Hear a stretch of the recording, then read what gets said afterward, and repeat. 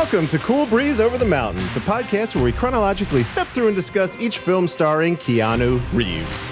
My name is Andrew Gormley, and I am one of your hosts. I am joined on this episode and every episode by my co-hosts. She has crossed oceans of time to be on this podcast, Whitney Nelson. That's true. You're welcome, everybody. And he's no lunatic. He's a sane man fighting for his soul, Evan Wells. That's false, actually. Damn it. I was trying to, it was a good cover up. Damn it, Evan. You blew it. No. You blew it. I'm a crazy person. How are we feeling? There's a lot of great Keanu news out there. It just continues to roll in. It's so heartwarming. Yep. It is. I am here for all of it. I liked Keanu Reeves before we started doing this. Even without all of the news and all of the whatever that has come our way since we started doing this, I just liked him as a person and whatever. Yeah. But doing this makes me really, I'm so into Keanu Reeves now. And I did not know that was going to be a byproduct of this. But I went from like, yeah, sure, Keanu Reeves, he seems like a nice guy and he makes a lot of movies. And then now I'm like, Keanu Reeves is it. Right. He is a golden god. I was not expecting that to be my reaction to doing this podcast. I actually kind of thought maybe it would go the other way. You'd not like oh, fuck this guy. Right. It's like when you work at in the food service industry, you no longer like the food where you work, kind of. Exactly. Yeah. I understand. That makes a lot of sense. But I think for all of us, it's the pendulum has swung even further in the love category. So yes, it has. That's great. I have friends reaching out to me that have finally seen the new John Wick, and it is a resounding success from the people that I'm hearing. Yeah. I can't wait. John Wick 4, 5, 6, 7, 8, 9, 10. Yeah, whatever. Just keep it rolling. Keep it rolling. Keep them going. You should. If you haven't come across this, I think Whitney and I, and maybe Evan to some degree, receive basically everything Keanu related that is happening as it happens almost. Yeah. Oh, yeah. Facebook Messenger, Twitter, text messages. Literally every time any one of my friends or acquaintances or coworkers comes across Keanu news in any way, shape, or form, it gets sent immediately to me. And I have to say, I love it. Please keep doing it. I never get tired of it. Even if I've been sent that GQ article 9 times, I still get excited when it gets sent to me. So please tweet Keanu news at me at all times. The thing that we got just today, I believe, with the play on his name. Yes. It's definitely, I think it's a Twitter moment at this point. Definitely check it out. People playing with Keanu's names, like for instance, Keanu Reeves as leg armor is Keanu Greaves. Things like that. It's beautiful. Check it out. Keanu sees this Twitter thread, Keanu leaves. Yes, exactly. Was my favorite one. But it was a whole thread of, it's like those, like ruin a movie title by adding one word or whatever. It's one of those where it just kind of went a little bit viral, but it was just plays on Keanu's name with something that rhymes with Reeves. It's so good. So good. Have you guys, I meant to tell you about this earlier, but have you checked out the Keanu Reeves walking to music Twitter? Yes, it's from Always Be My Maybe, where they just take other songs and underlay it, because I believe the song that he walks to in the movie is called Sail, and people just swap that out with whatever they want. Yes, exactly. Very awesome. There's so much to check out. Yeah. At some point, there was a dearth of Keanu Reeves content, and that time has come to an end. There is maybe more than a normal person would be able to handle. We are living in the Keanu-sance, and we are all blessed. Right. We picked the perfect time to kick this thing off. So I realize that when we got into 1991 with Point Break, I didn't talk about what was happening in the world in 1991. And then I went back and I missed it. You guys got to keep me honest here. You were just so excited, We were just chomping at the bit to talk about Point Break. Couldn't put it off any longer. Check that episode. It's really, really good. Anyway, I want to get back into it for this one because we have I enjoy at least our little banter about the film world at large that happens alongside Keanu movies, which is very fascinating to me. And then what's happening in the world also. So 1992, I just wrote down couple quick things here. We got the Space Shuttle Endeavour that launched. Woo! Pretty rad. Space travel. Great. Mall of America opens officially in Minnesota. Have you guys been there? I have not. No. Whitney, have you? I have, yes. Pretty insane. Oh. I think I saw the number was, it's either 72 or 78 acres is how big that mall is. Well, and now I think they've built apartments across the street and there's a tunnel, so you literally never have to go outside if you don't want to. That sounds perfect. I feel like King of Prussia just took the title, though, for largest mall in America. Is that true? King of Prussia has been just behind the Mall of America for a long time, so it would not surprise me if like some land came available and they were like, "We're taking it. Yeah, we gotta beat the Mall of America." Think so. We're annexing this land. That's nuts. It's been up there as like the second largest mall in America for a very long time. Yeah, and the only thing though is Mall America has a roller coaster inside of it, and that's pretty hard. Right. Yes, it does. That is, yeah.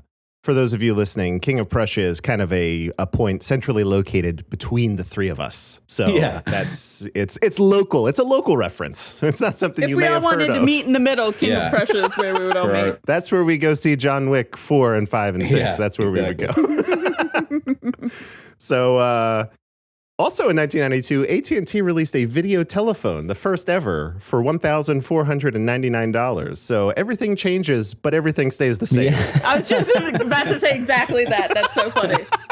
It's pretty nuts. Seems like it's very, very different, but actually it's exactly the same. Right. That's technology funny. very, very cyclical. It's crazy. We had on a downer note, but very important, the LA riots. Right, that was 1992. Rodney King. I remember those. Yeah, I was there for those. Oof. You were there? You were in Los Angeles? Yeah. Wow. Whoa. Did you live there, or was that? Yeah, I spent about half the time with my grandparents in South Central in Inglewood, so it was like happening. Wow, you were in it. Literally like on the street and blocks away from us. Crazy. Wow. That was looking back on that oh my goodness. It's craziness. There were friends like 3 doors away that had bullet holes in their cars parked in the driveway and stuff. Oh my God. Yeah. We were away. We were in a residential neighborhood. We were away from any of the like shops and stuff. So it didn't like super come into the neighborhood, but there was a little bit happening like right around my grandparents' place. Yeah. Wow. Just being adjacent, not a great place to be. So, also in 1992, Bill Clinton became president. So that was, you remember that? I remember that guy. Remember that? Saxophone. That was a time. That was a whole thing. That name rings a bell. Right. Remember when it was easy to impeach somebody? Oh, sing! I love it. We just lost a bunch of followers. That's fine. I don't want those people anyway. It's God. I made no judgments about anybody. Just a fact. It's pretty easy to impeach Bill Clinton. Well, then maybe I'll cut out my part where I inferred what your meaning was. Maybe I won't. Fuck those people. All right. Woo! This is going to be a great episode. Oh, man. Here it is. Here we go. Spicy today. 1992 in film. This is the fun part. Again, everything changes and very stays good the year same. for film. Aladdin, the first Aladdin, was out in 1992. We had Home Alone 2, Batman Returns, Lethal Weapon 3, Few Good Men, Sister Act, The Bodyguard, Wayne's World, Basic Instinct, Unforgiven, Honey, I Blew Up the Kids. I don't know why I left that one on there. Jesus. Reservoir Dogs. That was a pretty great movie. So let's not. All right. Fair. And then our Best Picture winner that year, The Silence of the Lambs, which is another Anthony Hopkins, John. Yeah, that's a very good year for movies. That really runs the gamut of like what kind of movie you like. There was a good one of them. Right. You know what I mean? Like you're talking miss. The Bodyguard, you're talking Basic Instinct, Silence of the Lambs, Reservoir Dogs, Sister Act. Like it doesn't matter. Wayne's World, whatever kind of genre of movie is your genre, there was a great movie that year. It's unbeliable. I already know Andrew's answer. So Whitney, which movie would you watch for the rest of your life? So rude. That's a good question. I don't know. I think probably Basic Instinct. Really? Wow. Yeah. I rewatched that recently, and that movie it holds up. And it does hold up. It's insane how well it was made. Yes. Yes. That my first gut instinct was like Wayne's World or Sister Act, because I just generally like to put on things that are fun and lighthearted to like distract myself from the terror of the world around me. But Basic Instinct is such a good movie, and I think it has more rewatchability than a lot of the other ones on this list. Yeah, Andrew, you're clearly going to say Batman Returns, so there's no point even asking. No, I'm not a fan of Batman. Well, you know what? I take that back. Batman Returns is good, but that was not mine. That was not mine. It's on here. Mine is clearly on here, and it's the other one. It's the other one. It's the other one. Yeah, the other one that would have been my go-to. Come on, F. Oh, The Bodyguard. Got it. Should have nailed it. No, it's gotta be Wayne's World. I watched that movie. That was like a Bill and Ted in Wayne's World for me. I was like, these guys are funny and similar in every. Yeah, it was great. I think I think I'm going A Few Good Men. Yeah. Okay. It's just a great movie. Great story. What's your performance in that? I just want to yell that you can't handle the truth like as often as I can. You're a Nicholson man for that one. Not Tom Cruise. Or, well, I don't know. It's also fun to yell, did you order the code red? So, I can go either way. Okay. Perfect. And then popular on television. So this isn't necessarily things that debuted, although some of these did debut in 1992. So we had Law and Order, which is that still on? I'm pretty sure that show is still on. No. Some version of it, right? Isn't like SVU still on? I think SVU might still be on. I mean, they're definitely it's still in syndication. You can turn on the TV and find a Law and Order just about anywhere. Yeah, I feel like it's everything CBS runs is it's just 24-hour marathons of Law and Order. It's nuts. But I think all the Law and Orders are done. I think it's only NCIS is the last one. Oh, that makes of that old guard of original procedurals. Yeah, I think a lot of them have actually been canceled and they've moved on to other stuff. All those Dick Wolf shows, greatest name in history. Right. We also had America's Funniest Home Videos, The Adventures of Sherlock Holmes, which I don't know if that was animated or not. I've never even heard of that show. Home Improvement. It's live action. Got it. Okay. Also Home Improvement and Married with Children. Those were two of my favorites growing up, Married with Children and Home Improvement. So I liked Home Improvement because I had a crush on JTT, but I hated Married with Children. Really? Not a fan? Yeah. No. All right. So that was 1992. We're off to a great start. I love this episode already. Here we go. So we're going to talk about 1992's Dracula. Today, we would have talked about the 1991 film Providence, the last film he did in 1991, but it doesn't, I can't find it. I've reached out to... We don't believe it exists. I have apparently it was at a film festival and it played for a group of people and then no one bought it or wanted it or anything. I can't find it. If in the future it pops up, we'll revisit it. I would love to. It's kind of a bummer, though, that the internet actually let us down that hard. Yeah. I think I mentioned earlier, I reached out to the writer because he has a Twitter account of that movie. He's still an active writer to this day for film and television. And he, I'm sure he gets a ton of tweets, so maybe it just got overlooked. But I was like, maybe if I just go to this guy, he could point me in the direction. But no love. Oh, no love. Wow. But as it stands, 1992's Dracula is what we're talking about. Here occurred the frightening and shocking history of Prince Dracula and the woman he loved. I have crossed oceans of time to find you. Yeah. Dracula. There's a sinister, darker side to him I find irresistible. I have never met any man with such a passion for life. He is unlike any man. What are you?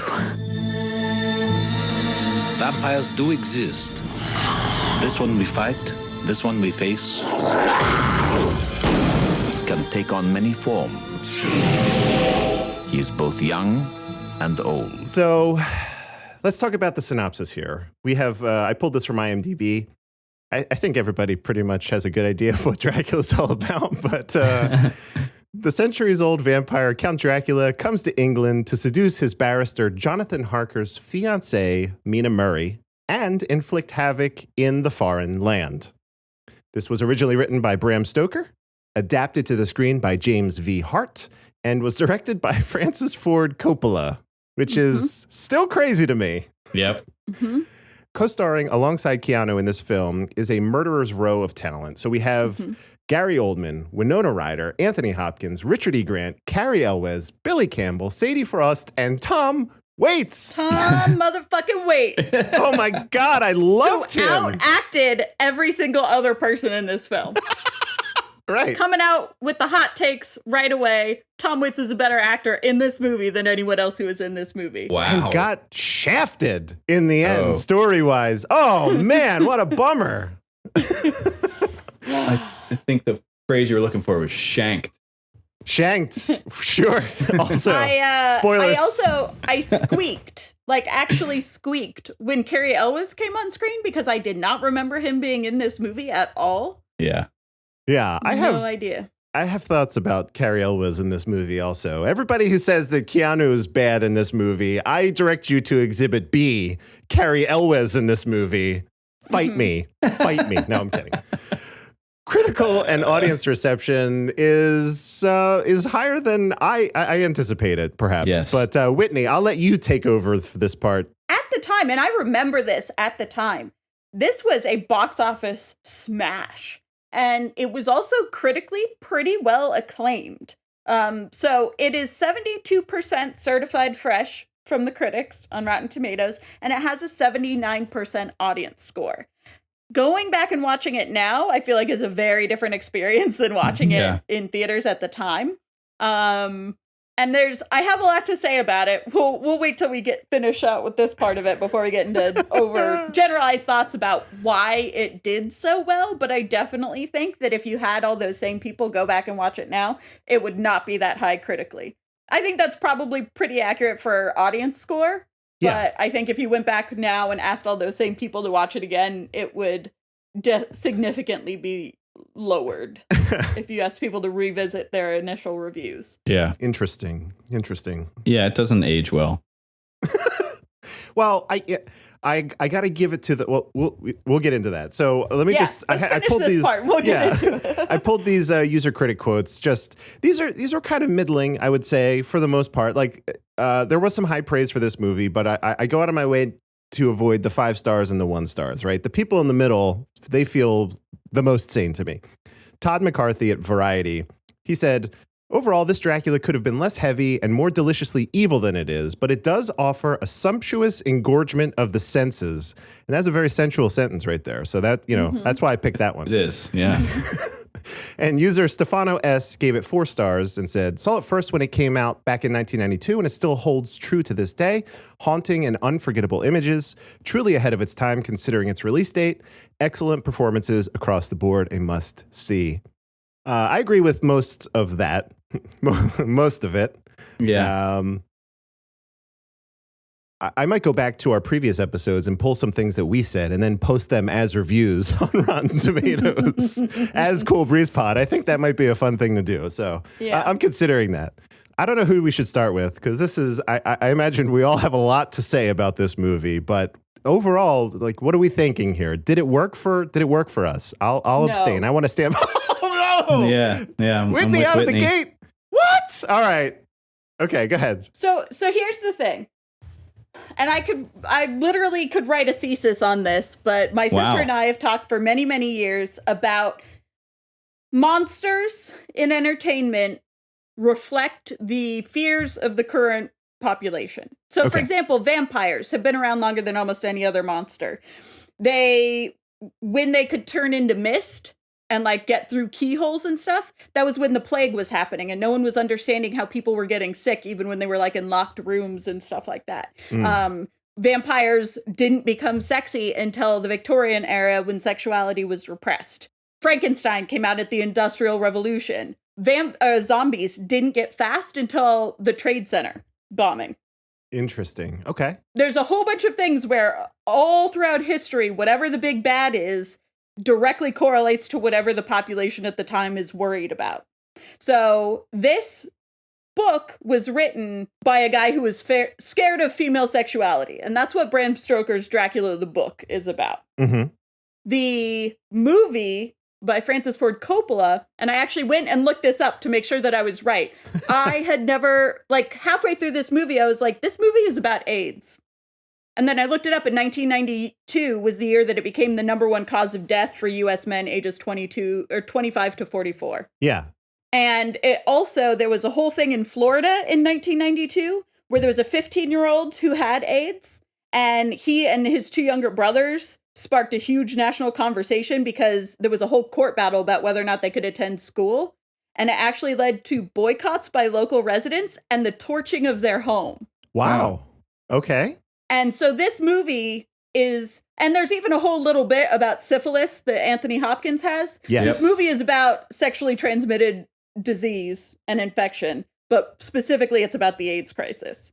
And I think that's why I even looked through reviews for people mentioning it, and no one does. Like, critics don't talk about it. But I think that's why it resounded so much in the time with people. Why it was so scary is because this is hardcore AIDS crisis, the #1 cause of death of U.S. men. And there's so much blood everywhere. The whole thing is blood and sex. And blood and sex, either or both, equals you dying.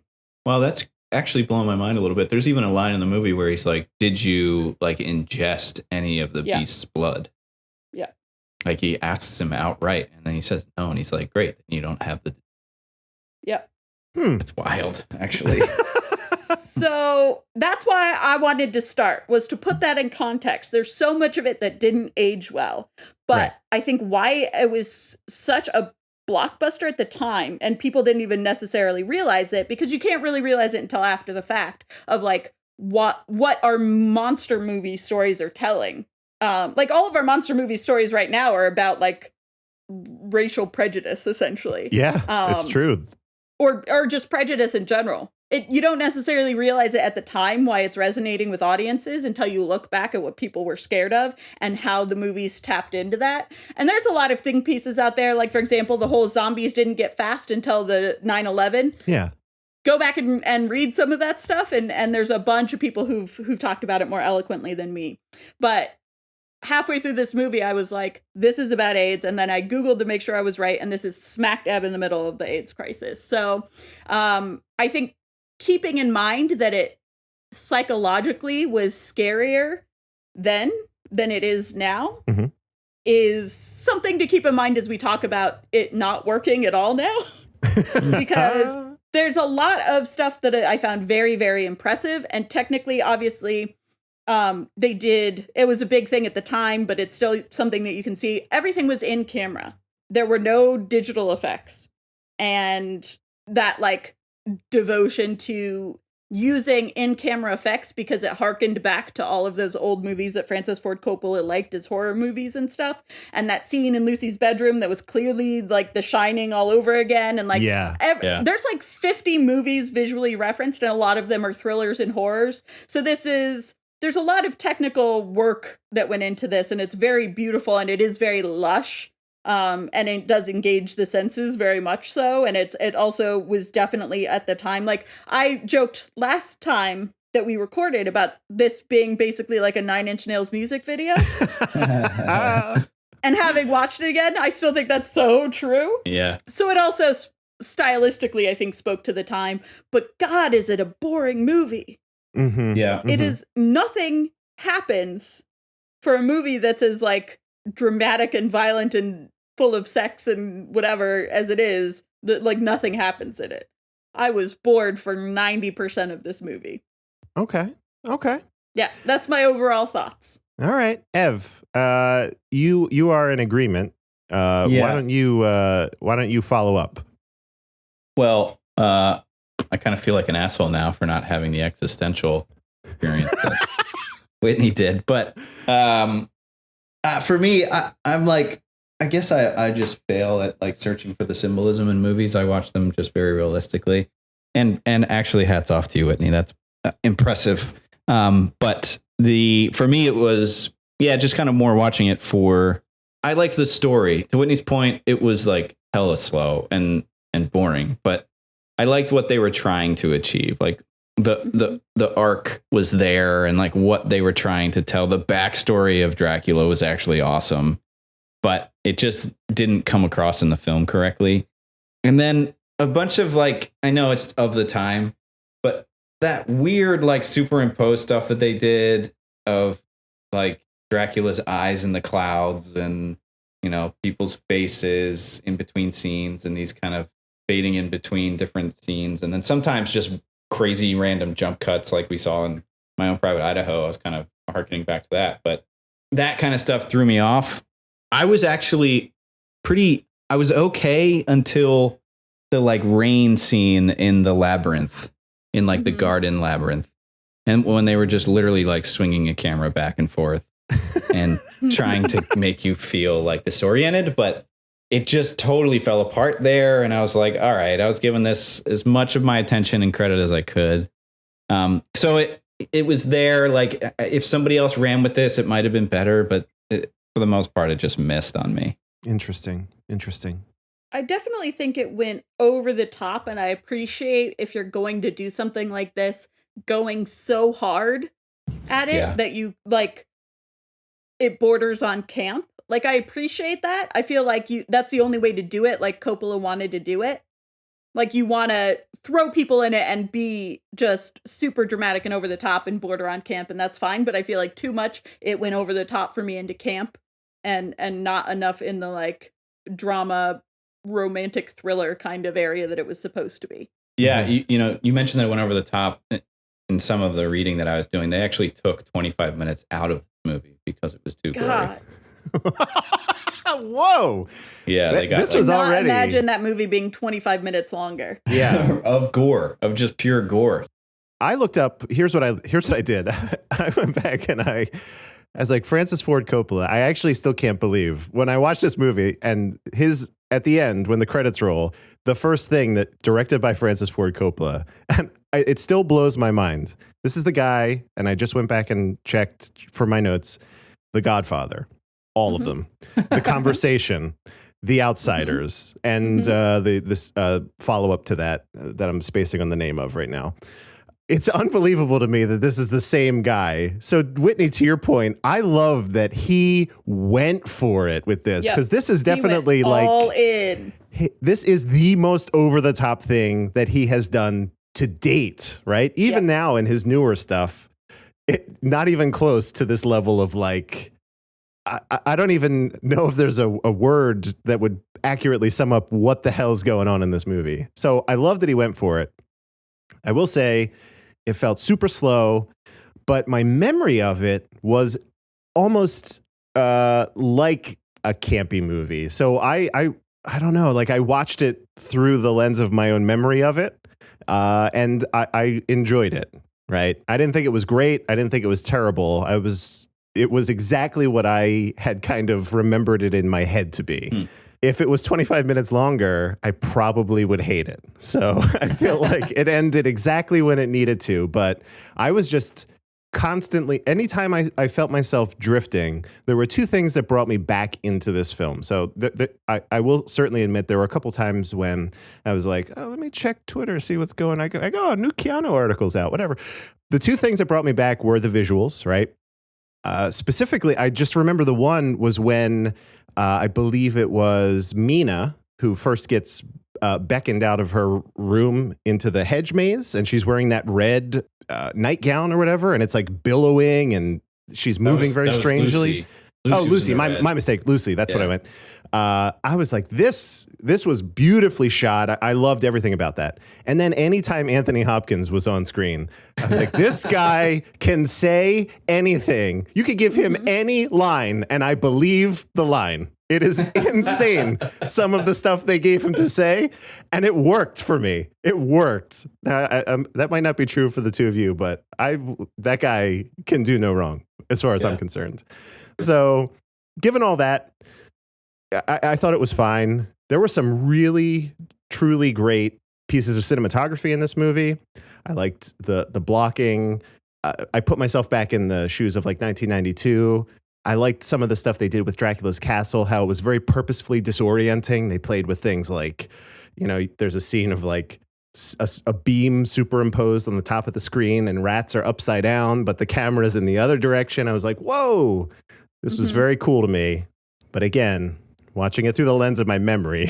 I like when the shadows do other stuff. Oh, yeah. Yes, that was one of my favorite things, when the shadows like look like they're coming in from the left, but then the character's on the right, or when the shadow choked Jonathan. Yeah. And I would have got the hell out of that castle as soon as the shadow, he looks over, he's like, not there. He turns around, Dracula's behind him. I'm like, I'm out. This is where I live. But, Keanu was, he existed in this movie. I'm torn about this, and maybe you two can help walk me through this, because when a movie is made, right, you have you have casting people, and they're in charge of like finding candidates, right? But ultimately, it comes down to the director who chooses the people that that should be on screen. So clearly, Francis Ford Coppola saw Keanu Reeves and his performance and was like, that's the guy, right? I don't know if there are politics involved. Also, I'm sure there are to a degree, but... Well, so I heard something about that. Okay.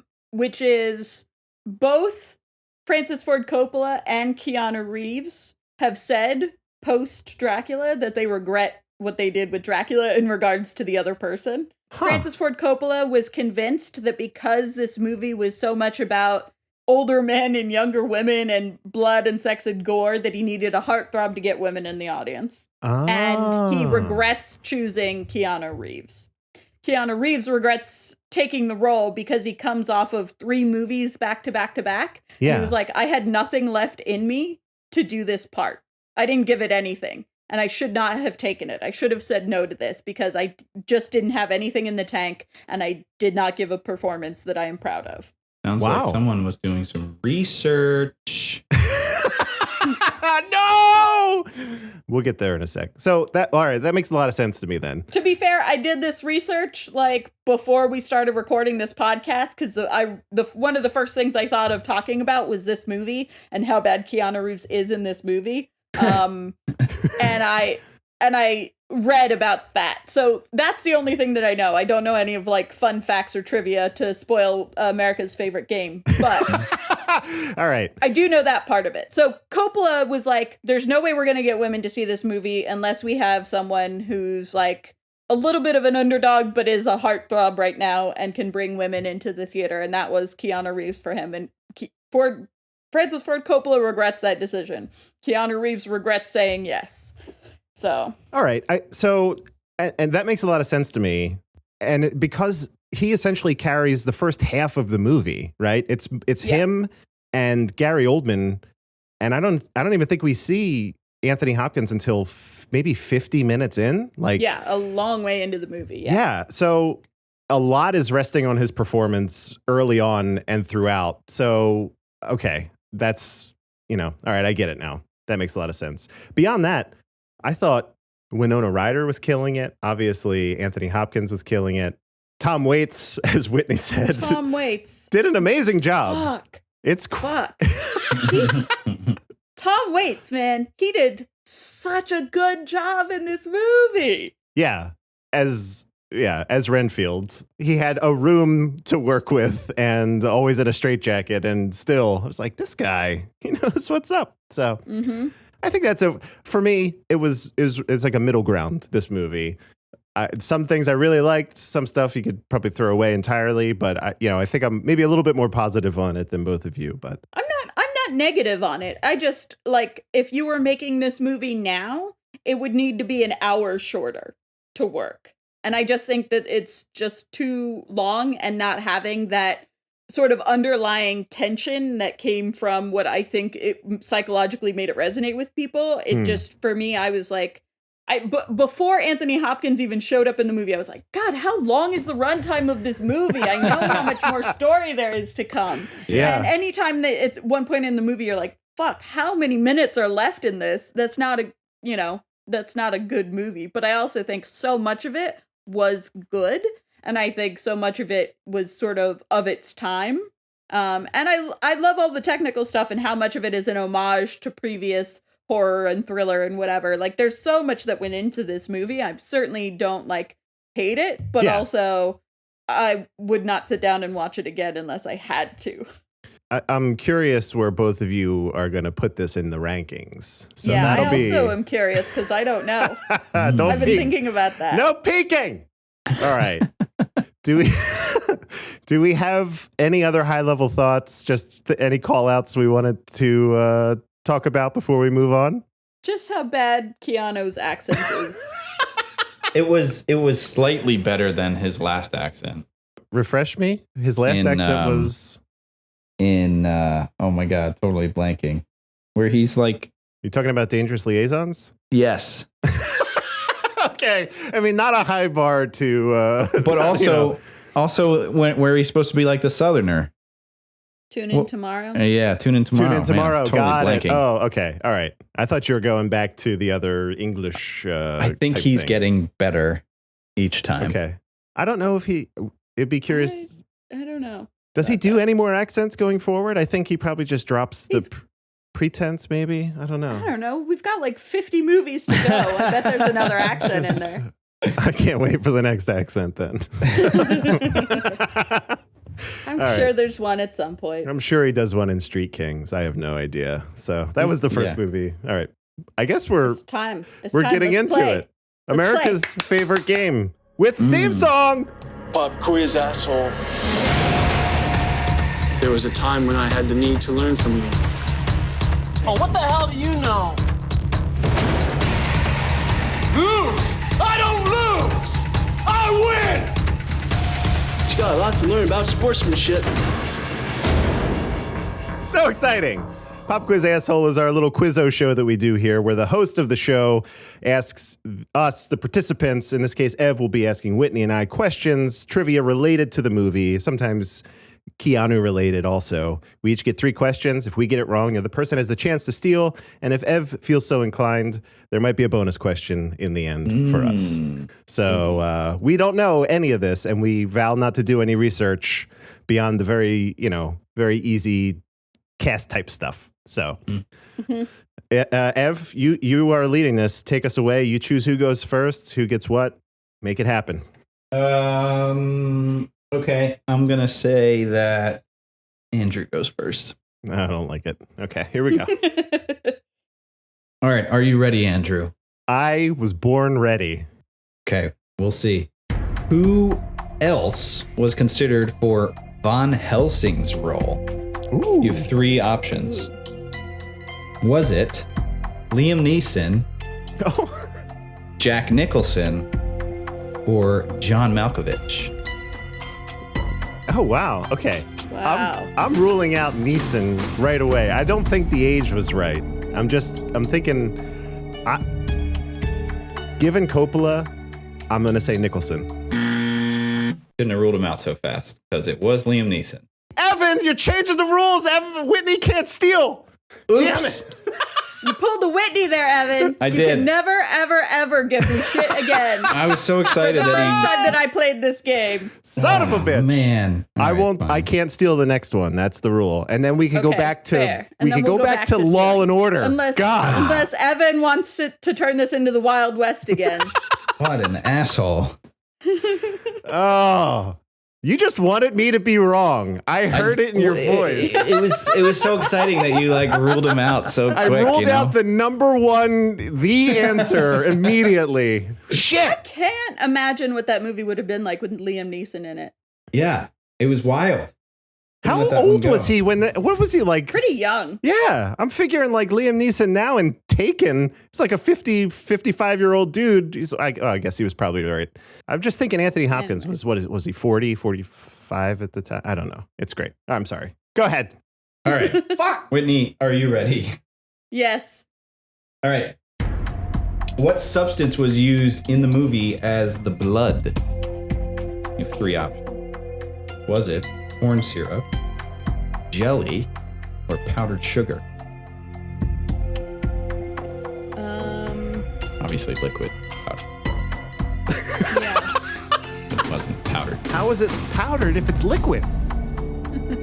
I definitely don't think it's powdered sugar. I'm gonna go with jelly. Unbelievable! It just seemed thicker than corn syrup, and powdered sugar with liquid in it is frosting. So, But it is a common recipe item for fake blood, powdered sugar. yeah, it's a like a thickener. Yeah. Yeah, that would be like for a wound. All right, Andrew. I'm ready to rule out the answer. Here we go. Contrary to an earlier point, there is one non-in-camera effect in this movie. So name the only optical effect that takes place in this entire movie. Okay. I'm not giving you options. What are my options? None. The movie.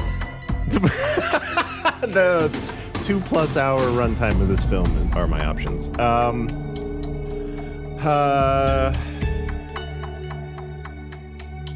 The only optical, non-optical Yeah, so it effect. wasn't on the Yeah. set. Wasn't done it. Was it when a man fell off the edge of the cliff towards the end during the chase sequence? God damn it. He Whitney, really fell off a cliff? Whitney, do you want to take a stab? Turning the mist green. The answer is the blue flame. Damn it, I forgot about that. It was such a short... it was lit. Yeah, all right, fair. Yeah, that makes sense. That's the only one, according to the research. But that wasn't... Okay. What? Well, that was still... I'm just trying to... Was it Mina's blue flame? No, it was like when they approached the castle.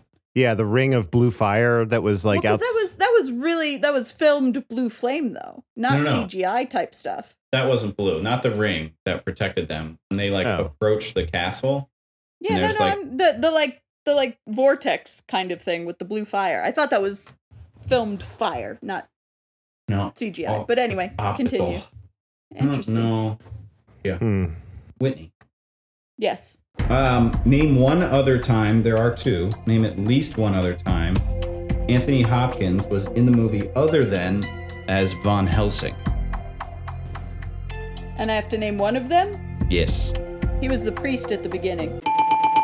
That's very correct. Andrew, did you know that? I did not know that. I probably should have, but I was focused on the armor that Vlad was wearing and how tenderly it was like muscle, fiber. That was like, weird. Yeah. Weird. Do either of you want to try and think of the other time? He was in this movie another time. He was not as Van Helsing, but just a background type player. Sure. Huh. Either of you have any guesses? Was he one of the gypsies by any chance? No. God damn it. I'm just trying. Swinging for the fences here. At first, I thought you meant like the female nymphs. No. No. I meant the Dracula's protector people. Totally ineffectual. No, he was the voiceover for the captain of the ship. Oh, shit. I didn't. All right. I knew that. I love his voice. I didn't think. Yeah. Narrator you hear as a that character. before he's on screen, very obviously. Oh yeah, that's him. Okay. Andrew. All right. Name the other movie that Anthony Hopkins and Gary Oldman were in. Yeah. This isn't going to end well for me either. And with no multiple choice. Right. No, because there's plenty. You would be so mad if we did this to you, Evan. I know. Well, I'm dealing with some titans of film here, so. Is it? God damn it. I only have one other, only one other thing came to my head, and I think it's wrong. Shit. I'm going to go with What Dreams May Come. No. Interesting God guess, damn though. it. All right. Great movie. Yeah. Whitney, any guesses from you? Were they in Hannibal together? They were. God damn it! I haven't seen that movie in forever, but it is a really good movie. All right. That's why I couldn't say it. Yeah, I couldn't remember. Gary Oldman is unrecognizable because his face is all chewed up in that movie. Yeah. Gives me the willies. I don't like it. Sorry. Okay, Whitney. Yes. Identify the scene in the movie that was filmed in reverse.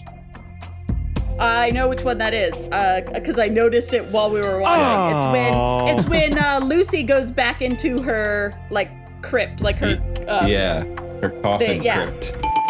She like slinks back up it, and her, like the way she lays down and her eyes closed, I was like, oh, that looks so weird. And I was like, they did it in reverse. I actually mentally was like noting that as it happened because it was very effective. Yep, it was. It gave you that like Exorcist feel a little bit. Yeah. All right. Great work. Okay, so that's our 6, but we do have a bonus. You ready for the bonus? What are the parameters of this one? First one to answer, or what? First answer, yeah. All right, fair. Who turned down the role of Ren? Was it Johnny Depp, Steve Buscemi, or Christopher Walken? Fuck. Oh man. I want it to be Walken. Walken's my answer. Steve Buscemi. Whitney is correct. God damn it! How many points is that? That's 2 points. That's a bonus. Fuck. Guess what? I scored 0. And I'm not even hosting. I'll have to go back I scored to 0. Well, that doesn't even count. You every time you host, you should score 0. Except that one time when I got a point and I was hosting. That was great. Thanks, Whitney. You're welcome, Andrew.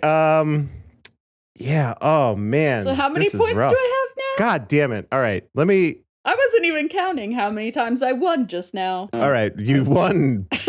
I will say this is your best game to date. It has to be, yeah. It's 6 total points this game alone. Woo. Yeah. Do you remember how many you had last week? I think it was 4. I could be wrong. Was it 4? I think you got 2. I think you got 2 of the regular questions right, and then you got my bonus. I know you got the bonus question right. I don't remember. Recorded, yeah. It is recorded. I'll have to revisit. I didn't have it filled in on our chart here. But assuming you got 4 last week, you now have 25 points. Oh, God. Yeah. Evan, you have 8. I remain single digits at 9, where I anticipate staying for quite a while. Given my current capability. Turning you both into paste. Look, it's already signed, sealed, delivered. This laser disc. All right. Oh boy. All right. America's favorite game. I love it. It's great. I love it too. So good. Evan, you are hosting this this very wonderful episode of Dracula. So please take us away. So we start in 1462, and Vlad Dracula is a member of the Order of the Dragon, and he actually he went out into battle against the Turks, much to his wife's dismay, because she had this feeling that he wasn't going to survive. Elizabeta, is that how they pronounced it? Yeah. And she actually receives a false report of his death, and because of this, she commits suicide. And he actually comes back to this, and I wasn't actually too pleased with this scene because I feel like for her, and maybe they speak to this because the priest ends up like shouting that she's damned forever. Yeah. Even though she writes this letter that's like, oh, it's fine. We'll be back together in heaven. And the priest is like, no, she's done for. They didn't really do a nice job of like displaying her body. You guys notice? Is that because she committed suicide? But yeah, she's not allowed a Christian burial. Oh, okay, that makes more sense. Because she was just kind of like thrown on the steps of this church or whatever. At any rate, so the priest, or Anthony Hopkins, is shouting at him, and I kind of blame the priest ultimately for turning him bad. He started it. Yeah, he could have been a little more gentle. He didn't have to like shout and, scream at this guy that the love of his life is like never going to be in heaven. So could have all ended there. Anyway, she's condemned to hell, obviously. And Dracula's so angry that he like freaks out, shouting, screaming, denounces his faith or renounces his faith. And then he like stabs into a stone cross, which was actually cool, with his sword. Mm-hmm. And then everything that can bleed does in the entire chapel. There's like statues crying blood and, candles blood everywhere. leaking blood. And so the much cross jelly. leaks blood. So much jelly. Yeah. And so he's like shouting at the same time. He's like, I'm going to avenge this because my God has forsaken me by becoming like hella evil. And that's going to make everything better. And then he drinks the blood from the candles and from the statues. And we don't really know whose blood it is. I assume Jesus' blood. I guess it was. It was a lot. Jesus is a vampire, confirmed. But that's kind of his like backstory. We get an idea of how this all happened. And then we're in 1897 and we meet Jonathan Harker, who is our favorite person, who is going to Transylvania. Not in this movie. In this movie, our favorite person is Tom Waits, but in general. Good clarification. Yes. Right. Who's going to Transylvania to meet this Count Dracula, who's like this crazy person, according to, I guess, like his boss, right? Because he's a solicitor. Like Jonathan Harker is meant to be not of importance. He's not important. Yeah. So I did not remember how much of this movie, and I don't remember the book at all. I read like a little bit of the book and then I gave up because it just wasn't interesting to me. I don't like the style of a bunch of letters and diary entries back and forth. Yeah. But I don't remember how much of this is instigated by real estate. Like there's a lot of real estate in the very beginning of this movie. Yeah, that's the reason he's traveling, right? He's going to sell property or whatever. That's the reason why they're like sending him away instead of, just doing your day-to-day solicitor business or whatever.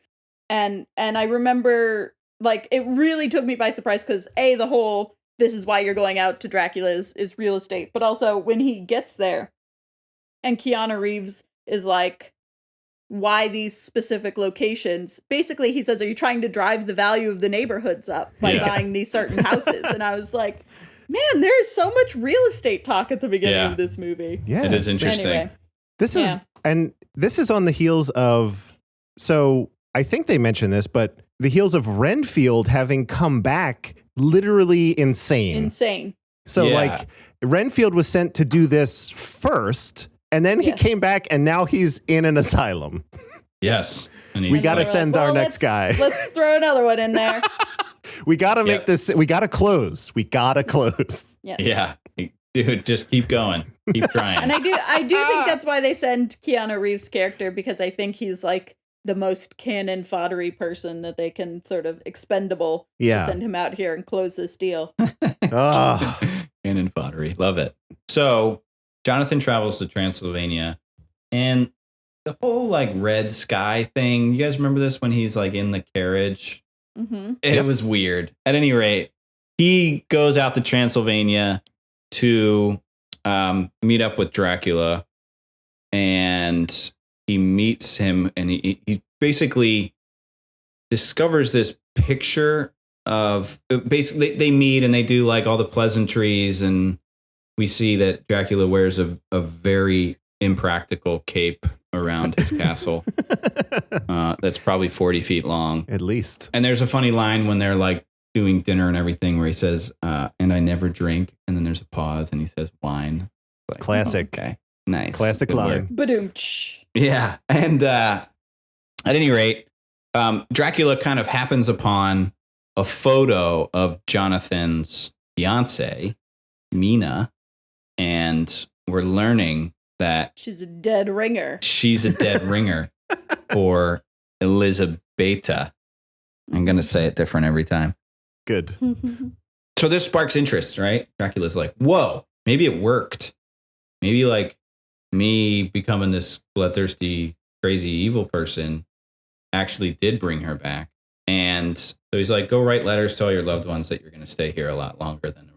And then he warns Jonathan, like, don't leave your room because this castle is all kinds of weird. And of course, Jonathan's like, whatever, dude, I'm going to check out whatever I want. So he grabs a candle and he starts walking around, and he happens upon Dracula's like evil dark brides. There's 3 of them, and the wives. The wives. This is where we're like thrusted into the sexuality of this movie. No pun intended. And it's a lot. It's like suddenly there are these 3 women that are just like taking over Keanu as he found this room, and they're just like in there. They want to feast on him basically for his blood and for all the bad stuff that evil people do. Villains. Let's not yuck anybody's yums here, Evan. I've done it again. Casting a lot of aspersions on people who want to bone down. I've done it again. Right. Mm-hmm. Yeah, people that want to like chew on each other and suck blood while they're getting after it. Yeah, you're right. You're right. So Dracula shows up and he's like, "Get off him. He's mine." Which was weird. It was like a weird thing that happened there. I couldn't really figure out the whole like ownership for him. I guess he just really wanted to keep him there and keep him alive. Well, that's the thing, is he needed him. He needed him alive. Yeah. To be able to get Mina. Yeah. Yeah. He's bait. In exchange for saying he's mine, they were like, "Don't we get anything?" And he's like, "Yeah, you do. You get a baby." He gives him a sweet baby. Yeah. What? Andrew, don't yuck anyone's yums, dude. Nope, think that yum you can yuck. All right. Yeah. I was in the right. Yeah, that was creepy. That was super Eating creepy. a baby. I'm okay with someone yucking that yum. Okay. Right. That should not be a yum. I'll go out on a limb. I'll go out on a limb and say eating babies is not a yum. It's just a yuck. Then Jonathan starts doing some investigative stuff, and he sees that Dracula's little peons are like boxing up dirt from the basement of the castle in these giant crates, and they're putting them on ships, and they're being taken to Carfax Abbey, which is one of Dracula's other pieces of real estate, as we've mentioned. And we get this idea that like he's headed there because of Renfield. Renfield has these like premonitions, right? Like Dracula's been speaking to him across the ocean, and he's coming here. And then we're kind of introduced to this Jack character who's the doctor in the asylum, who is one of Lucy's 3. We'll learn about Lucy in a little bit, but he's one of like Lucy's 3 love interests. So Dracula emerges presumably from one of these dirt crates as a kind of like a wolf human amidst this pretty crazy storm. And he goes after this new character, Lucy. Lucy is the friend of Mina. She's kind of this seductress, or maybe not seductress. She's like, I don't know. She's this bubbly, young aristocrat seductress. Yeah. She's much wealthier than Mina is. They make that point very clear a couple of times. Yeah. And so she gets seduced by Dracula as this wolf man. And that's like a super graphic scene, actually, when that goes down. There's like a very graphic wolf on woman sex scene in the garden. And this is the scene, Andrew, you were referencing with like the billowing red dress and everything. Yeah. So, and Mina like witnesses all of it, and she's like, "What the hell is going on here?" And then Dracula sees her. It's like, "Oh, that's her. You gotta get out of here." I think he might. Doesn't he? He glamours her like, "Don't see me," or like. Yeah, he like so she doesn't remember. Right. No, that's a different timeline, different. Yeah. Well, no, but we're going to talk about how much he looks like the Emperor a little bit later, Andrew. So there was a scene. It could be the Force. Anyway. All right. So Jonathan's like still gone, still in Transylvania. He's now basically imprisoned. Trying to escape the castle. Yeah, and the brides. So Lucy, as you might expect, starts getting pretty sick, right? Because she's just gotten bitten by a vampire, and she now has the quote unquote like bad blood in her, and it's taking over her cells and all this and that. This means that they need to bring in a doctor. So then we see this Jack guy from the asylum come over, and he's like, "I'll check her out. I'm a doctor." He's like, "I don't know what the hell this is." And we also see the other guys, Quincy, and we see Arthur. Right. So these are the three guys that she's been interested in. Arthur's her fiance, Lucy's fiance. But they're like, all right, we need to get the big guns in here to figure this out. So let's get Van Helsing involved. And they're like, all right, cool. So immediately we see Van Helsing like teaching this class to a bunch of gentlemen about vampire bats, which was actually interesting. I thought that was a cool little way to introduce Van Helsing. He's like a professor. Yeah. And he lets himself get bitten by the vampire bat. It was interesting. But anyway, he sees Lucy and he's like, oh yeah, this is clear cut. But he doesn't really say that, but it's pretty obvious that he knows something everyone else doesn't. And he puts the pieces together that she kind of like belongs or is the side effect of Dracula. Now we see the young Dracula in daylight. And what was interesting here is how they explain that, like, to make the movie make sense, they're like, actually, it's fine if Dracula, if vampires are in daylight. It's not a big deal. They're just not strong. I have three things I want to say about what happens here. First of all, this totally undercuts Blade. Sorry. What a problem. It's very problematic for Blade. I'll never watch that movie again now. Two, they did this amazingly, I thought this was great. There was this transition from a 35 millimeter hand crank camera kind of look into the real movie. And that was great. And then my third point is that Gary Oldman might have chosen a lot of his roles based on cool ass hairstyles. And that's all I'm going to say. Yeah. I'm thinking this. I'm thinking Fifth Element. Thinking a couple other movies that he was in. Great hair. Great hair. That's good Agreed. stuff. Sorry for the tangent. No, that's perfect. So we see Dracula as young and handsome, right? Kind of like he was back in 1462. And he meets and he tries to charm Mina, Jonathan's fiance. And she's like, first she's like not having it.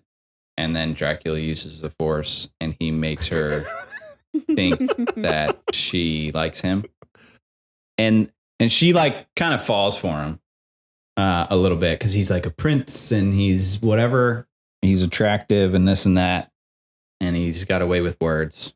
But while this little affair is taking place, she gets a letter from a convent that's like, hey, your boy is here. He fell off a roof and now he's here. He fell really far. He did. He made the same fall that Elizabetha made and lived. Right. He's all beat up, but we have him at the convent. He's mostly safe. You should come see him in Romania. She's like, oh my God, what have I been doing? I need to go over there and marry him so that, let's get this thing done. Fun fact about the marriage is that for a while, there were fears that they were actually married because Coppola insisted that a real priest be there to make it feel more realistic. And they actually went through the whole ceremony. There's she actually came out, Winona actually came out in 2008 and stated that she was afraid that she was actually married to him. Why would you be afraid of that? That's amazing. Right. Awesomely, we're married. Yeah. How about it on a movie set? So they do this marriage and Dracula's like, no. That's mine. And he's like, I'm going to get back at Mina by making Lucy like a real deal vampire. So I'm going to show up at her place. I'm going to turn into a wolf and I'm going to chew on her for a while. And then there's going to be an unbelievable amount of blood that comes from everywhere. And then I'll feel better. So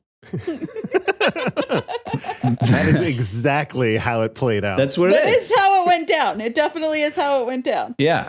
So we got Van Helsing and Holmwood and Seward, or basically all the guys. They're like, Van Helsing's like, listen, you guys got to believe me. She looked dead, right? Because she was, chewed on by a wolf, but she's not. I promise. She's undead. And so we need to go actually kill her dead. And so they go to her crypt right? And they take the lid off of the crypt, and she's gone. But then she shows up. She walks down into the mausoleum or whatever it is, and she's holding like a kid, 5-year-old girl. Yeah, what is happening? And kids are delicious. It's like young blood, I guess, and it's like human veal. I don't know why you're so surprised by this. Great analogy. Van Helsing puts the cross in front of her, and she's like, "Uh-oh!" Starts shouting and making terrible noises. And then, like we talked about, she does like the whole reverse scene back into her plastic coffin. Creepy crawl backwards into the coffin. I love that. It was good. I think this is my favorite scene in the whole movie. Is this scene with Lucy and them going to get her, and she's not there, and the baby, and like just everything. I think this is my favorite scene in the whole movie. I'm with you. It was well done. At any rate, they're like, all right, 2 steps to actually kill a vampire. We got to put a railroad tie through her heart, and we need to, or not a railroad tie, railroad spike through her heart. And it would be really hard to put a railroad tie through someone's heart. And we need to. But it'd probably be effective for just about anything. Super effective. If you found a way. If you can get it up and through a person, then probably whatever supernatural creature that person is probably going to be dead. Oh, yeah, it's a big hole. And we also need to take her head off. So they do that. They put the stake through her chest. They cut her head off. And now it's like, cool. Lucy's done. Can I pause for 1 second here? Yeah. I don't want to backtrack too far, but there was this moment right before this all happened when they're at the funeral. And I believe it was Jack walks up to Van Helsing. And Van Helsing's like, I need my post-mortem knives. And he thinks he's going to do an autopsy. He's like, no. I just want to take out her heart and chop off her head. And he delivers that line. And again, anybody else that would have not worked. But Anthony Hopkins, and he's like, what? You get this look on his face like, we have to do this. I loved it. That was one of my favorite. I laughed out loud for that line in a movie that was not meant to be a comedy in any way. Right. Yeah, I'm with you. Jonathan and Mina come back to London after their Romanian wedding. Jonathan's like, sometimes in movies this irks me, and I don't know if this was on purpose, but the like fake gray hair stuff, like can't people get better at making people look old? Like you can't just put gray in people's hair and be like, oh yeah, he's older now. That was because of the trauma that he went through. Yeah. Okay. All right. That's better then. Yeah, it's because of the vampire stuff that he has artificially grayed hair or like preternaturally grayed hair. Okay, great. That helps. Will it grow back dark? I think it's dark by the end of the movie. Oh, I know it did get less gray towards the end. So yeah, there was a gray climax, and then it came back. It was very gray. It was at one point, but anyway, they're back in London. And Van Helsing and Jonathan are like, we got to go get the guy. We got to go get Dracula. We got to take care of this terrible person. And so they go to Carfax Abbey, and they see all the boxes of soil that are meant to be like his little incubators. And so they destroy them all, and they burn them, and they like put holy water and everything on them. Not in that order. And a snake. And a snake. There was a snake. Mm-hmm. I don't know what the snake was for, but it was there.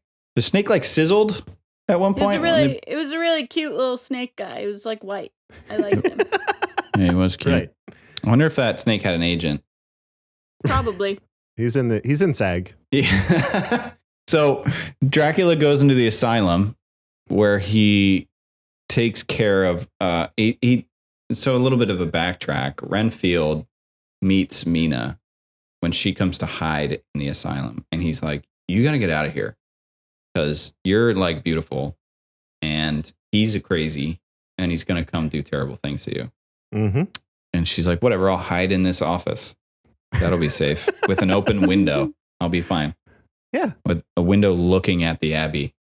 And anyway, that was another like comedy moment in this movie when there's all this screaming of like tortured crazy people in the background, and he's like, "You'll be safe here," right? And closes the door as it's like like screaming in the background. I laughed so loud when he was like, don't worry, you'll be safe here. And Yeah. then it sounds like the least safe place you could be. Mhm. Also, what the hell was the deal with the orderlies wearing cage helmets? I didn't. What is that to protect their faces or? Yes, it's to protect their faces from the inmates in this area. Got it. That's a real thing. I did not. I've never seen that before, but it was a cool thing to see all these guys in the background, like with all these crazy metal cage helmets. Yeah. Mm-hmm. It was nuts. All right, understood. It's a good Halloween costume.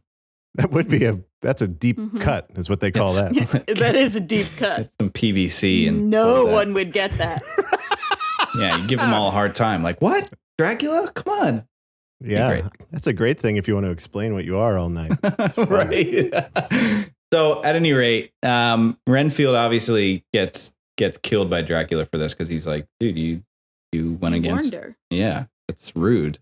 And so he kills Renfield by like slamming him against the door multiple times. That was wild. Yeah. Yeah, this is the way to go.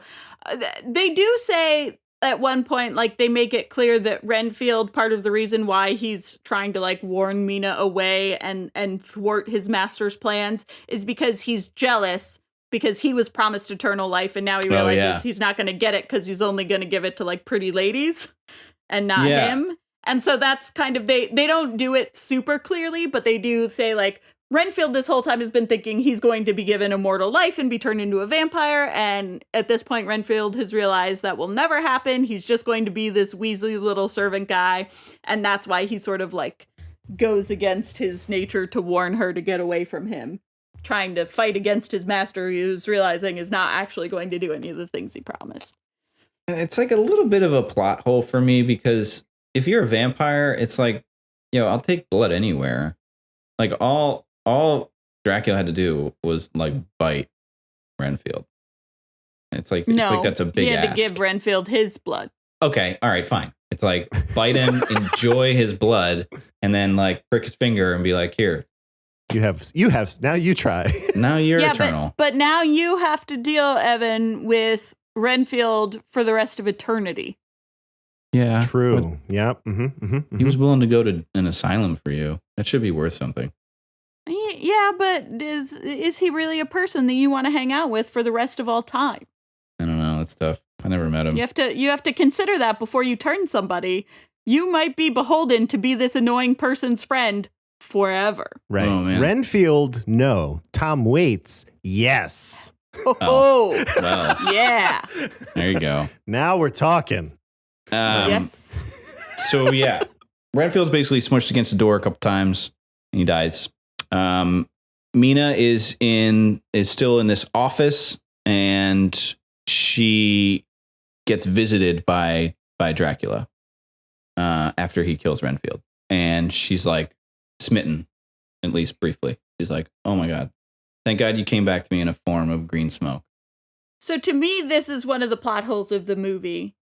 Of the movie specifically, not necessarily of the book, is they insinuate both right when she's sort of falling for him before she goes to marry Jonathan, and now also in this scene, there's some indication that she is like has the memories of this past woman that she looks like, but it's never explicit, and it's so hard to tell whether it is Dracula sort of doing his, using the force on her, or is it like she actually is in some way reincarnated from this wife?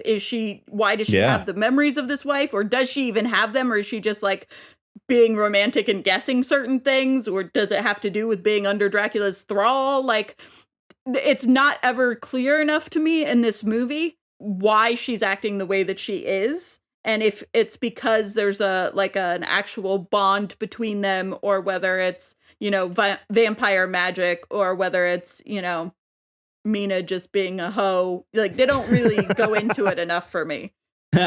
I'm of the mind that she's reincarnated. I think that's what they were trying to get. I see. Now I don't agree. See, I wasn't agreeing with that point. I was agreeing with the other thing where I think it's his influence.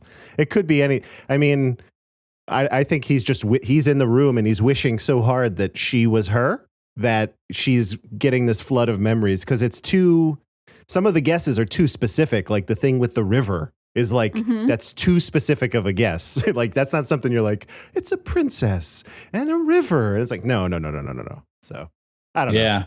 It could go either way, but there was no indicator. But that's my problem is like when you have a vampire that can put people under his thrall and turn into a wolf and also turn into a pile of rats and also turn into whatever, that like you need to make it clear what is vampire powers and what is mystical intervention and what is reincarnation and what is just Mina being a hoe. Like, you need to be more explicit because there's too much supernatural stuff going on that I need to know if these two are meant to be together, because the whole ending of this with her love saving them all. Yes. That changes a lot if it is a reincarnation of the wife. More effective if that is the case. But yeah. But they never make it clear. And this is one of the scenes where it started to really bother me because she is very into him and she loves him and whatever. But it's like, is it a fake love? Is it a real love? Is this meant to be? Like, they don't explain it well enough for me. And that bothered me. Yeah. Well, it briefly bothered her as well. She's like, hold on. Did you kill Lucy? He's like, yeah. And she's like, are you the one that's like making everybody all upset? Like, yeah. Like, all right, well, that sucks and all, but I'm still like really getting your vibe right now. And I still love you. And as we talked about, like, I remember this woman that you love. And I insist that you turn me into one of you and like bite me, do whatever you gotta, like tell me what to do. Because I want to be a vampire. Did either of you in that moment were you like, I might choose that life? Oh, I would always, my whole life, I've been too into vampire stuff. 100%, I would say yes. Anytime any vampire wants to come turn me, come do it. Wow, right. You heard it here first. Find me. Yeah, I'm in. I've always been in. Andrew, what about you? I mean, you wear a lot of sunscreen now, so it might work. Yeah, right. Apparently, well, no, I don't know if I'd be able to walk in the day. I could barely walk in the day in my current form, so I don't know if that would work at all as a vampire. I think being a vampire would be cool for like 100 years, and then you've seen. I don't know. Maybe I feel like after a point, you've seen everything.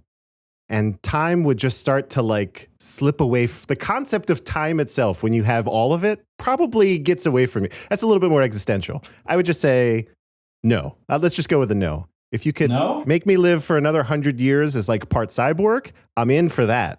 Not a vampire though. Right, but what if in 100 years it's like awesome? And you're like, man, I kind of wish I would have done 200. Right. I mean, that's just a risk I would personally take, but well, you could always just go up to like the nearest hero guy and just be like, I've had enough, take my head off. Sure. I guess you could choose when to end it. Although would I have the conviction the character to call it quits? I don't know. All right. Well, yeah. Evan, would you? I think so. Yeah. I think I'm into it. Would you suck on Gary Oldman's chest? I think I'd find someone else. See, that wasn't the question. I would suck on his chest. There you go. Yeah. Not to get like superpowers or anything. Just just to say that I did. Yeah. I might like tap into the network and just be like, who else is out there? It's like, does it have to be the chest? Yes. No, that's the only way you can become a vampire is sucking on Gary Oldman, specifically his chest. Gun to your head. Gun to your head right now. Would you do it? Well, if it's a gun to my head, then there's no real no gun to your head. Total absolute choice. But this is the only, This is after a bite from Gary Oldman? Yes. So that's already gone down. And that was already bitten you. You've already gotten pretty close. Now you have to suck on his chest. You, Evan Wells, have to suck on Gary Oldman's chest to become a vampire. Do you do it? Yeah, that was... Can I actually, just a quick aside there, I'm not avoiding the question, but he stopped her after she'd already gotten some, and it was like, what? I'm pretty sure it was already too late, but yeah. Where's there they some didn't amount? Talk about volumes. Yeah. What are the rules? I don't know. Got to be a cup. It's got to be 8 ounces or nothing. Oh my God, that's so funny. Ask what the rules are. Yeah, I don't think I would do that.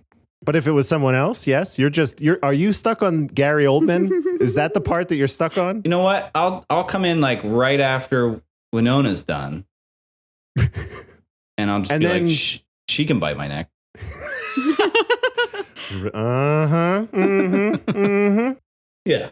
Then I have a lot of problems with you're willing to be immortal only if it's a hot girl turning you, but you will give up an immortal lifestyle if you have to suck on Gary Oldman's chest. Hey, that means you're not really committed to the immortality, and you need to be really committed to immortality if you're going to do it. But that's the thing about immortality is like, do you need to be committed? Because it's like a true false kind of thing. Like, you either are or you aren't. Evan, I said I would suck on his chest without the immortality, just to put it in perspective. That's something else entirely. Just immortality is a commitment, and if you're not willing to do it, if there's not a hot girl there, then I don't think you're really committed to the immortal lifestyle. So I think... Right, but like, what happens if you aren't committed? I wouldn't turn you, is all I'm saying. If I were a vampire, I would not turn you because you are not dedicated. Well, luckily Winona's there, so not up to you. All right. Well, that was a fun aside. I feel great. Mina's now like whatever. She's infected, and she's transforming. And the guys show up too late, as always. And she's like, by herself. Actually, I don't know. No, that's when he turns into a pile of rats. No, but he faced him first as the Wolf Man. Yes, he did that, but then he transformed. I guess it was weird. Into the pile of rats, and then he's running out the window, and they're all trying to like get the rats. Yeah, that are going out the window. So Van Helsing is like, this is an opportunity for me to learn something. Like, I'm going to hypnotize you, and I want you to tell me stuff. And she's like, okay. Like, he's sailing home. He's out of here. He is Audi 5000. So you guys need to go intercept his boat. And so they leave to go intercept him, but it's a two-way communication, and Dracula is reading her mind as she's hearing these plans, and he evades them, right? He's like, goes to other ports. So they split up, and Helsing and Mina travel to kind of stay as bait. Yeah, and then they're chasing the gypsies that Andrew's talking about before. So the gypsies are like on this big stagecoach, and they have one of the crates of dirt. He's in there in like multiple pieces, looking like the guy from Ghostbusters, which I guess was Vlad as well. Is that the same character? Am I just putting this together? Was that Dracula in Ghostbusters? That was Ghostbusters 2, which is out of those two movies is the far worse one, and I've seen far less. But yeah, the guy in the painting. I think I've only seen it once. I think it might be. It could be him. Ev, you just figured it out. Kind of weird how much they looked alike. Anyway, Van Helsing and Mina are like camping for the night, and the brides show up. Damn brides. And they're like trying to get Mina to seduce Van Helsing. And Mina's like getting ready to bite him or whatever. But Van Helsing luckily has a piece of communication in his pocket, which is, for the non-Catholics, a little tiny piece of unleavened bread that they serve at Catholic church ceremonies and other religions or parts of Christianity. So he presses this on her forehead, and it like burns her and scares her. And what was interesting is that it seemed like they were using this as a way to signify that she was a vampire. So then he makes this fire ring to protect them from the brides. And they like feed on their horse, which is kind of crazy. Because they're like, well, I got to eat something. It's not going to be a baby this time. It's going to be a stallion. And so then in the morning, he somehow knows where they're sleeping.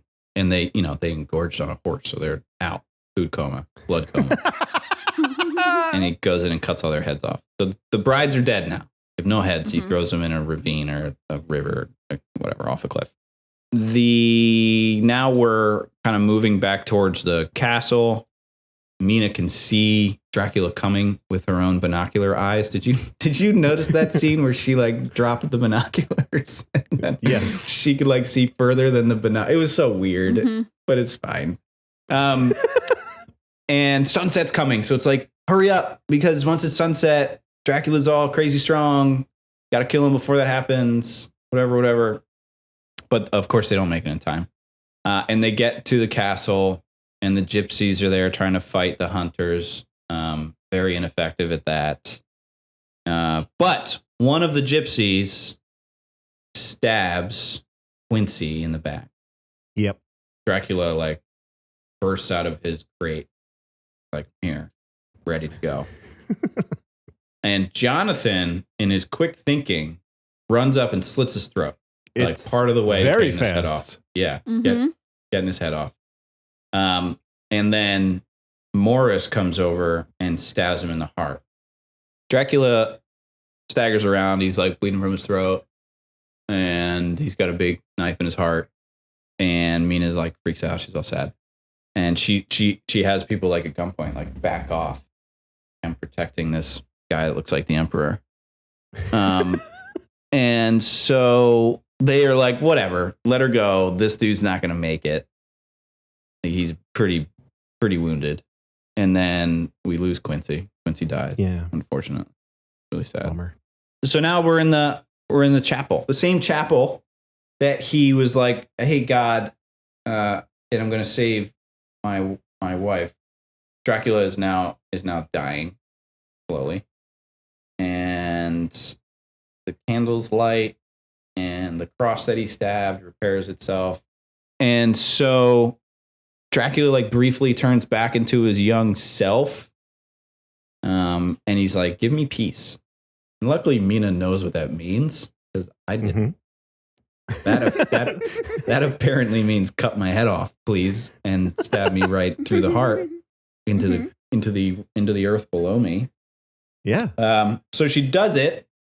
We don't actually know if that's what he meant, because he dies. I think that's what he meant, right? What if he wanted her to like run her hand through his hair? No, that's not what he meant. That might have brought him peace. Peaceful. But anyway, he's dead now. And the mark on her forehead that I talked about disappears. So we're meant to believe that like whatever she did, like, cured her of this vampire stuff, and the curse is lifted. She looks up at the ceiling, and it's Dracula and Elizabeth seemingly rejoined, right? There's like a little bit of symbolism there. Yeah. So that's roll credits. Directed by Francis Ford Coppola. Yeah. Oh, very weird Annie Lennox song. Yeah. And I love her, but it was a weird song. I did not like the song at all. I wanted to swing back. I did a quick look up here. In Ghostbusters 2, it was Vigo. All right. It was Vigo the Carpathian. Man. So not even people are probably shitting themselves, because I know what Ghostbusters fans are like, and they're wonderful people. Yeah. So yeah. Vigo, Vlad, come on. It's all right there. Very right similar. there. And they look exactly the same. I mean, they do. In fairness, it is a very similar. One was based off of the other, so for sure. Yeah. So that's Dracula. That's Dracula. I think we did a pretty good job of covering the main points of that movie. Okay, so overall, Yeah, Whitney, why don't you started? Would you recommend this film for someone to watch? Given everything we know, would you actually recommend it as something for someone to watch? I don't think so. I don't think I would. I think that there are movies that have come out since that do similar things to whatever this was trying to do, that I like much more, that I don't feel were boring in parts. I don't think it was bad. Like, I didn't hate watching it, but it also was very campy, very over the top, and drug a lot. So I think overall, no, I would not recommend it. Yeah. Okay. I'm in that camp. No reco from me. Okay. Fair enough. There weren't even like cool cars to reference. There were some sweet carriages, though. Oh. I'm going to recommend it. With a caveat, if you're into the supernatural types, if you like vampires and Draculas and stuff like that, you'll probably like this movie. It's a good look at some of the early work of, weirdly enough, in parallel to this, I'm just like rewatching Stranger Things in anticipation of season 3 in a couple months. So and I'm watching Winona Ryder and I'm like, man, she's fantastic. So it was cool to see her like 30 years ago. So good in Stranger Things. She Right. has not knocked it out of the park in Stranger Things. She's pretty good in this. Yeah, I thought she was one good among in a lot the of stuff. Yeah, she was among the better performances in this by far. So that's if you're a fan of some She's of these, no Tom Waits, but right? Tom Waits number 1, and then 2, 3, 4, and 5 are also occupied by Tom Waits. Then we like Anthony Hopkins slots in there somewhere. So Tom Waits could bite my neck. okay. But would you suck his chest? Is the question. Yeah, I think so. You would, Tom Waits. I mean, if the neck bites already happened, like we're really already over some kind of hump. Then what was the hang up about Gary Oldman? He had a smooth, nearly hairless chest. I don't understand. But he can like turn into a wolf. Yeah, so would you after 400 years. That's not a smooth chest, my friend. All right, well, you're not biting wolf chest or sucking wolf chest. You could choke on that chest. Okay. Okay. Weird. We're getting off topic. Where does this fall in your current rankings? Just kind of in between. Just give us the in between of where it falls. I have been looking at that, and I think I've decided between Permanent Record and River's Edge. Okay. I'm between Permanent Record and Dangerous Liaisons, which puts this movie at 8. No, sorry, because we have a row here, so it's 6 for number 6 for me. Yeah, and 7 for me. Yeah, I'm gonna slot it between Brotherhood of Justice and River's Edge for me. So that's where I'm about the same level for all three of us. Yeah, around the same, give or take. It's pretty high up there. Yeah, it is. Like I said, it's not like I hated this movie. I just think there's better stuff out there. Yeah, it won't be in the top 10 for very long, but as it stands, sure, given what we've watched, it's up there. Yeah. Okay. So next week is a really cool one. Whitney will be leading I'm so excited. The discussion. I think you mentioned this in our first episode. Much Ado About Nothing. Yes. So it's a very good movie. When was the last time you saw this? I haven't seen it in probably about a year. I think I saw it last summer. I think I rewatched it. All right. This is one that I revisit probably every 1 to 2 years. Interesting. Okay. Yeah. I rewatch this movie a lot. So Ev, have you seen this movie? No, I've never even heard of this movie. Okay. Have you heard of the source material? It's Shakespeare. I have heard of Shakespeare. That sounds familiar. Okay, good. I have not seen this film, but I was prepping show notes early, and it's directed by Kenneth Branagh, who is one of my favorite directors. He's done like so much stuff over the years. Kenneth Branagh and Emma Thompson in Much Ado About Nothing is one of the best on-screen couples of all time. They just have chemistry, and Kenneth Branagh does an incredible job with the direction. Not to give too much away, I gotta stop. This is next week.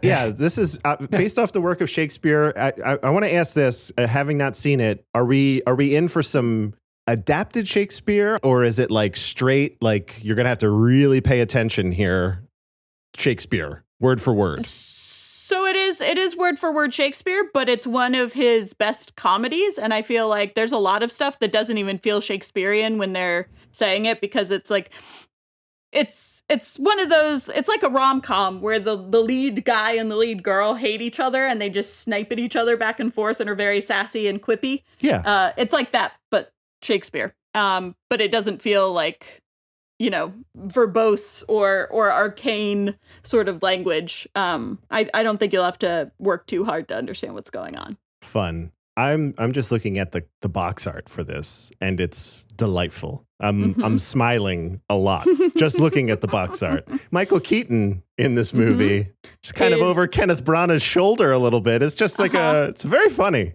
Yeah, it's a funny movie. It's a funny movie. It's a funny play. I think it's probably the best adaptation of Shakespeare, like direct adaptation, not taking a Shakespeare story and then make like 10 Things I Hate About You or whatever. Yes. Okay.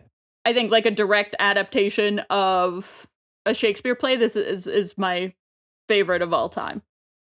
Awesome. I guess it's worth noting Kenneth Branagh has also he's directed like many Shakespeare films. Yeah, he found his niche after this one. Yeah, I remember Othello for sure, and maybe I don't know if it was Macbeth or Hamlet, maybe both. But yeah, he definitely taps this well often, and he's very good. And then he's done other amazing films as well. So really looking forward to this one, and I'm glad that a person most familiar with it will be walking us through it. So great. Yeah. What I will say though is you are in for another painful Keanu performance. But Kenneth Branagh chose him. How could it is not nearly as painful as this one was for Dracula. Oh, that's good. But it is painful and miscast. Interesting. In my opinion. Yes. I think it was one of the articles. Maybe it was the GQ article or one of the other. I mean, we read everything that comes across the desk here at the Cool Breeze offices. But I seem to recall that during downtime, and Keanu does not have much. Like we've talked at length, like he's consistently pumping out movies, but there'll be like maybe a year where he's not doing anything. And in that time, he does do like stage plays of Shakespeare. Like that's what he does. That's kind of how he got his start. So it's just weird that he wouldn't, I don't know, just to hear that it's like, it doesn't work or it's a little weird or wonky. It's like, what? This is what he does in his spare time. Anyway, let's wrap this thing up. You can find our website at coolbreezepod.com and access all of our episodes, the list of films we'll be reviewing, and much more. You can also reach out to us by emailing coolbreezepod@gmail.com or hitting us up on Twitter at coolbreezepod. If you think this is a podcast you can get behind, please give us a subscription on your preferred platform, and a review would be much appreciated. We'll be back next week, but until then, Whitney, what are you doing on the internet? I have a lot of podcasts. So come follow me on Twitter. Whitney_Nelson, NELSEN, and you can kind of see me retweet all the different stuff from the different shows. I definitely recommend, in conjunction with this one, it came out about a month or so ago, but check out the Costume Designers episode of Historical Hotties, where we actually talk about the costume designer for Dracula. Ooh, all right. And it's her and Edith Head, and we compete to see which one of those two is hotter. So that's a good episode, and if you are interested, the costumes are one of the best parts of this movie. We didn't talk about that too much. Yeah. But they're one of the best parts of this movie, and the woman who designed them has had a very, very interesting career. Are you guys familiar with The Fall? Yes. Yeah. Yeah, she was a costume designer for The Fall as well. Wow. Okay. But she actually started doing she did a very interesting marketing campaign, and she came up with the whole marketing campaign, and it's like a person sitting in a dark room with a hard-boiled egg, peeling a hard-boiled egg and stuff. She's wild. Very cool. Art. Go check it out. I also know a bunch of other podcasts, but I'll just pitch that one for now. Go listen to the Costume Designers episode of Historical Hotties. Perfect. Get a little bit more Bram Stoker's Dracula in ya. There you go. Behind the scenes, as it were. Mm-hmm. Evan. Yeah. You sound like so far away from the microphone. Sorry, I'm here.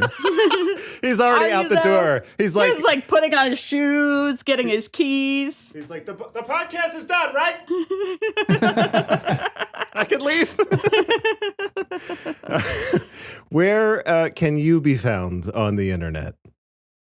You can find me at Evan Acree on Instagram and on Twitter and in Untapped. Where else? There's so many. Yeah, there's like a bunch of others, but I'll just give you those three for now. For now. Got it. I know that you're working on something. When is it done? Like, days. Days. A day. It will be done a day. Yes. Fun.